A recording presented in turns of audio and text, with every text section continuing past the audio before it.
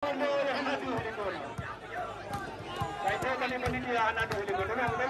naiknya tadi itu supaya sama-sama jelas.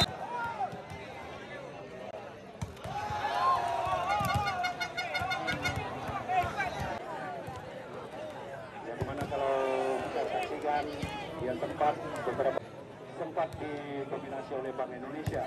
Akhirnya pada tahun 2021 ini kembali Bank Aceh menentukan taji mereka di Perbolongan Kota Lusumai dan Kabupaten Aceh Utara. Ya, dengan pemain-pemain sekelas Adebayor, Edi dan Cecep Supriyana, maka mereka tentunya ingin mengukir prestasi gemilang di tahun kosong.